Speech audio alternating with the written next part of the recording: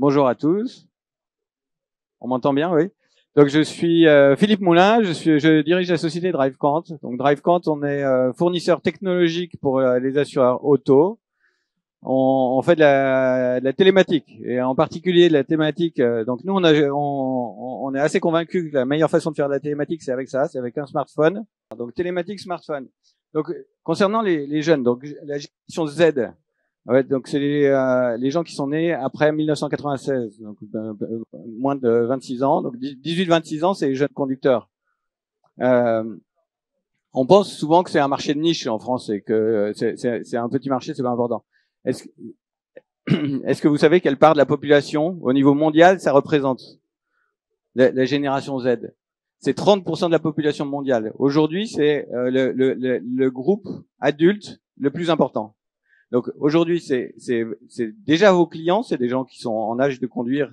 Et aujourd'hui, ces gens-là se déplacent encore beaucoup en voiture. Ils ont leur permis. Et c'est surtout vos clients futurs.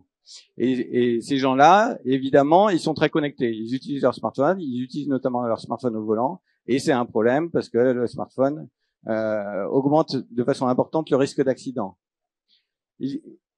Savez-vous combien d'entre eux ont déjà été familiarisés avec les télématiques? Combien d'entre eux, au niveau mondial, possèdent un appareil télématique dans leur voiture? C'est 35%. Donc en fait, c'est déjà un groupe de population qui est déjà très familiarisé avec la télématique.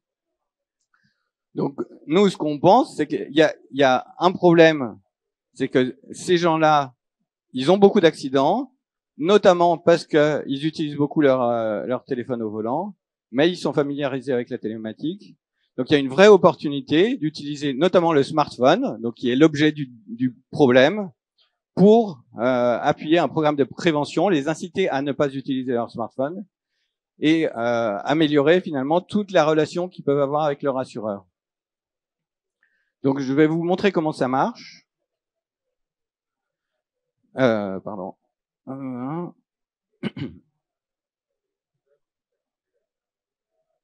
Il faut que je relance.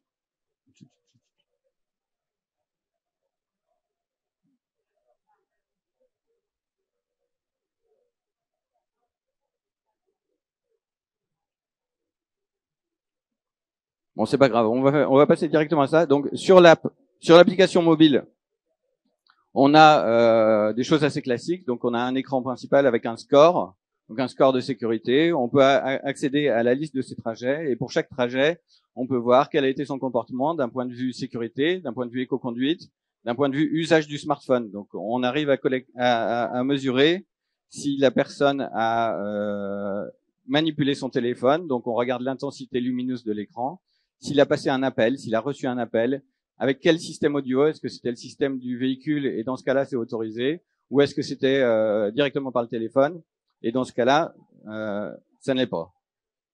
Ah, attendez, j'ai encore ce truc-là. Hein.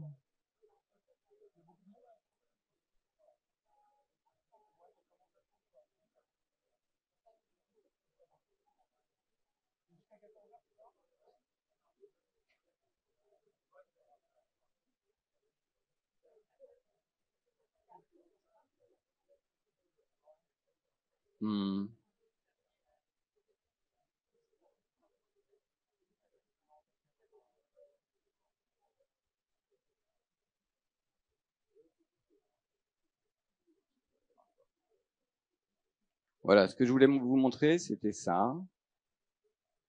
Donc ça, c'est la partie tableau de bord d'administration.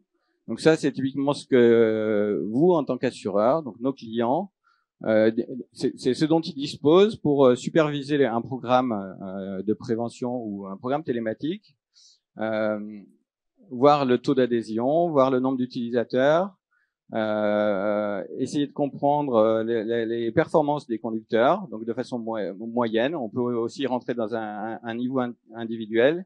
Et c'est aussi une plateforme qui permet d'animer le programme et notamment de lancer des challenges de conduite. Donc les challenges peuvent être organisés sur différentes thématiques. Ça peut être lié à l'éco-conduite, lié à la sécurité de conduite ou à la distraction.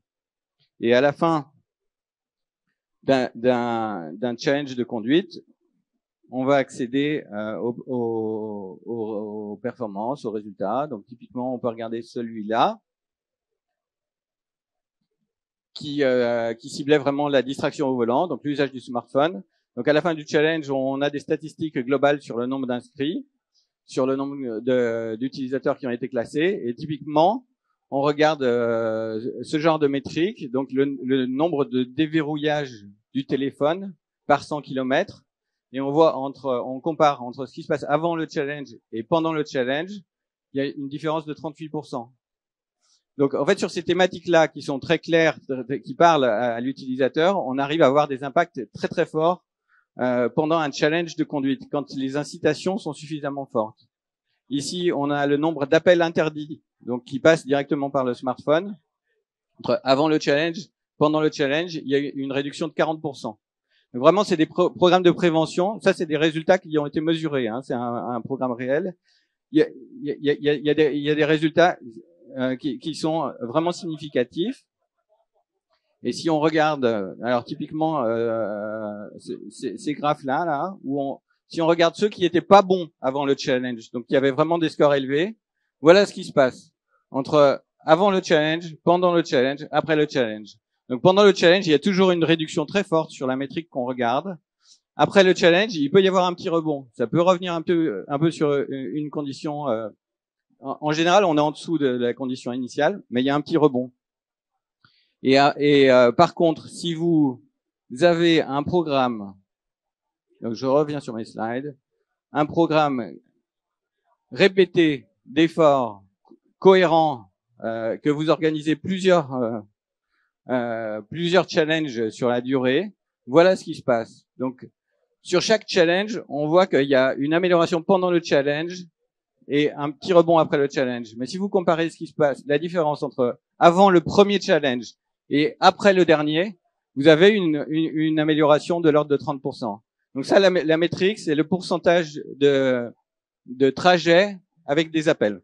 D'accord? Donc vraiment, le but, c'est de le faire réduire. Donc si vous avez un programme de prévention sur la longueur avec ces outils-là, il y a des résultats.